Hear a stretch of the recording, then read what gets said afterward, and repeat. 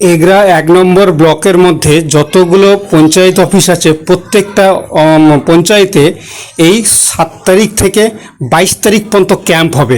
আজকে তারই বর্ণনা আপনাদের দিতে চলেছি। বুঝতে পেরেছেন? আপনাদের অঞ্চলে কবে হবে, কি করে হবে, দেখুন সেই কন্টেন্ট। দর্শক, সকালবেলা একটা ভিডিও আপনারা দেখেছেন, কালকে রাত্রে যে ভিডিওটা ছেড়েছিলাম তার একটা প্রকাশিত হয়েছে ফর্ম এবং কোন ক্যাম্পে কোথায় কাজ হবে।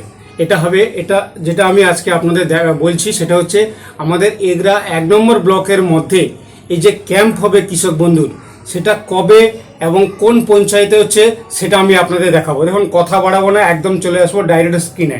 আপনারা চলে আসুন, দেখুন, এবারে মন দিয়ে দেখবেন আপনার এলাকায় কবে হচ্ছে, আপনারা এটা দেখে নিন।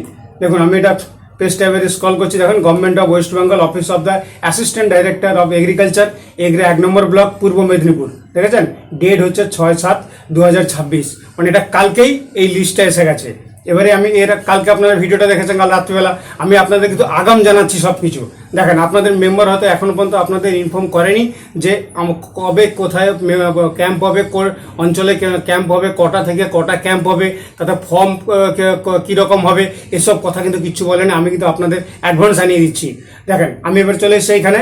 এবারে কোন ক্যাম্প কোন অঞ্চলে কবে হচ্ছে আমি এটা এখানে একদম পরিষ্কার দেখাচ্ছি, এবং ওই ক্যাম্পে আমাদের এগ্রিকালচারের কোন স্টাফ থাকবেন সেটাও এখানে দিয়ে দিয়েছেন। দেখুন, এই ৭/৭/২০২৬ হবে পাঁচরোলে, মানে আজকের ডেটে হবে পাঁচরোলে গ্রাম পঞ্চায়েত অফিস, সকাল 10:30 থেকে বিকেল 5টা পর্যন্ত। ওখানে অফিসার থাকবেন মানস দলপতি এবং রামকৃষ্ণ দাস অধিকারী, এই দুজন অফিসার ওখানে থাকবেন। বুঝতে পারছেন? কে কে অফিসার থাকবেন তাও আমি বলে দিচ্ছি। আপনারা পঞ্চায়েতে গিয়ে কাকে খুঁজবেন তার আমি এখানে নাম বলে দিলাম। তারপরে এখানে ৮/৭/২০২৬ আবার সেই পাঁচরোলে হবে, জুমকিতে হবে, সাহারা হবে, আর আরবিসি জিপিতে হবে। টাইম একদম একই, সেই 10:30 থেকে 5টা পর্যন্ত।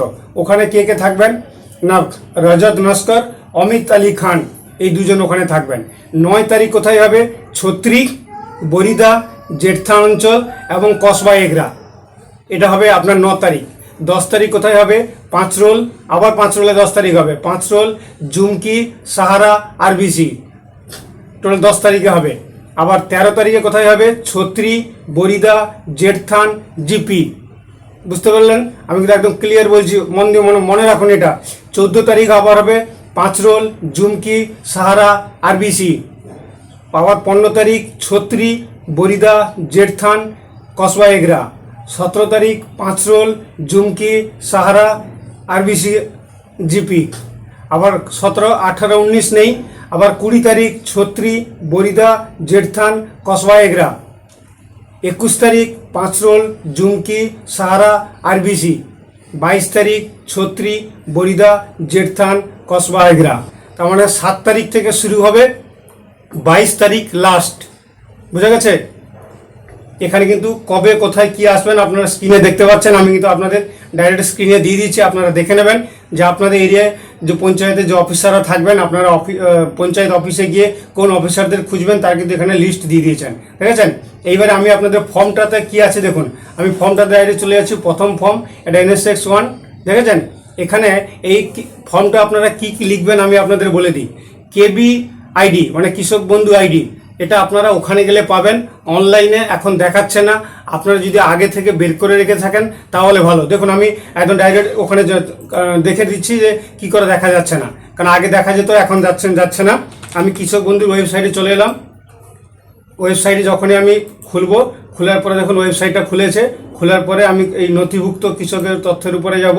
তথ্য যাওয়ার পরে আমি এখানে আধার নাম্বার সিলেক্ট করব। তারপরে 719509 আমি আধার নাম্বার দিয়ে দিলাম। আমি এখানে টিক চিহ্ন দিলাম। টিক চিহ্ন দেওয়ার পরে এখানে যা ক্যাপ চাইবে সেটা আপনারা দেখে দেখে দেবেন যদি থাকে। ঠিক আছে? আপনারা এটা দেবেন। দেওয়ার পরে এখানে ভেরিফাই অপশানের উপরে আপনারা ক্লিক করবেন। আবার এটা চাইবে, কোথায় কী আছে সেটা আপনারা দেবেন যদি আপনাদের এটা বের করানো থাকে, কারণ আমি আপনাদের বলবো হয়তো আপনারা বিশ্বাস করবেন না।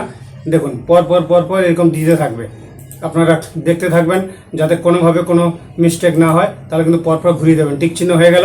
এবারে সার্চ অপশনের উপরে ক্লিক করবেন। সার্চ অপশনের উপরে ক্লিক করে দেখুন এখানে কেবিআইডি দিচ্ছে না। ঠিক আছে? এই কেবিআইডি ওনারা দেবেন, আপনারা কি ওখানে কিছু লিখবেন না। আমি তাহলে আবার সেই পেজে চলে এলাম।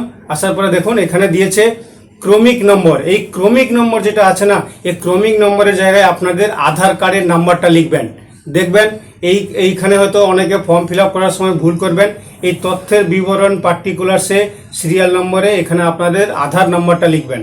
তারপরে সুবিধাভোগীর নাম, কৃষক বন্ধুর ব্যাংক পাসবই এবং এই ফর্মটা আপনাদের ডিটেলস সব কিছু ফিল আপ করতে হবে। দেখেছেন এখানে সব কিছু দিয়েছেন এই ডকুমেন্টস। এই ফর্মটাকে ফিল আপ করে নিয়ে আপনাদের পিএম কিষাণ সুবিধাভোগী কিনা এগুলো ডিটেলস আপনাদের লিখতে হবে। আমি যদি টোটাল ফর্মটা আপনাদের দেখাতে যাই তাহলে কিন্তু অনেক সময় যাবে, ভিডিও অনেক লম্বা হবে।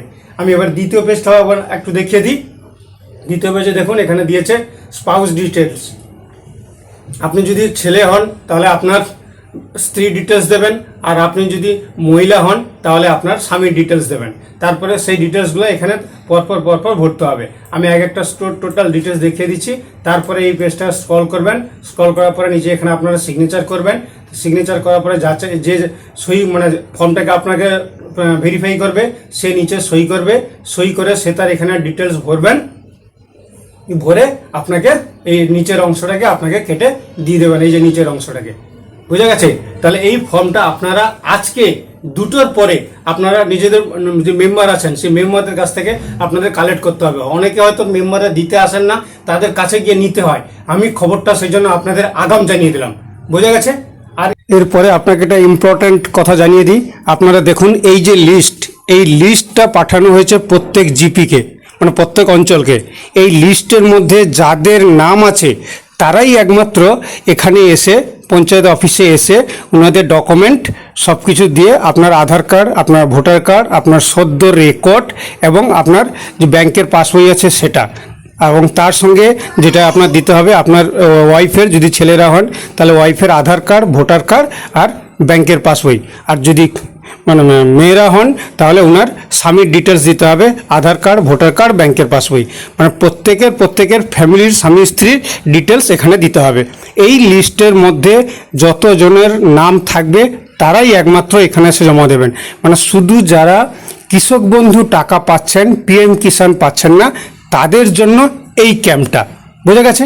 চলুন এর পরের বক্তব্যতে আসি। বোঝা গেছে? আর এর থেকে আর বেশি কিছু সময় নেব না, অনেকটা আপনাদের কাছে সময় নিয়ে নিয়েছি। ভিডিওটা যতটা পারবেন ভিডিওটাকে শেয়ার করুন, কারণ না হলে আপনার এই কৃষক বন্ধু হয়তো আপনার বন্ধ হয়ে যেতে পারে। এই ডকুমেন্টস যদি আপনি রিভ্যালিডেশন না করেন তাহলে আগামী দিনে আপনারা কৃষক বন্ধু টাকা পাবেন না। তাহলে অনেকে বলছেন যে কৃষক বন্ধু বন্ধ হয়ে গেছে। কৃষক বন্ধু বন্ধ হয়নি, কৃষক বন্ধুর জন্য রিভ্যালিডেশন শুরু হয়েছে। যাদের প্রাপ্য তাদেরকে দেবে, অনেকে অপ্রাপ্যকর হয়ে টাকা পাচ্ছেন তাদেরটাকে বন্ধ করে দেবে। বুঝে গেছে? আমি তো আপনাদের ডিটেলস দেখিয়ে দিলাম। যদি আপনাদের কারো ফর্ম লাগে আমার কমেন্টস বক্সে আপনারা লিখবেন আপনার মোবাইল নাম্বার, আমি আপনার মোবাইলে হোয়াটসঅ্যাপে পাঠিয়ে দেবো। ঠিক আছে? বাস, নমস্কার, জয় হিন্দ। যতটা পারবেন ভিডিওটাকে শেয়ার করবেন, এক্ষুনি করুন, দেরি করবেন না। দেরি করলে কিন্তু সব ভুল হয়ে যাবে, কারণ আপনার একটা শেয়ারে মানুষের লাইফ বদলে দিতে পারে, অনেক গরিবের জীবন বেঁচে যেতে পারে। এটা আপনারা বিশ্বাস করেন? আমি করি, আমি করেছি, সেই জন্য আমি জিনিসটাকে উপর ভরসা রাখি। নমস্কার।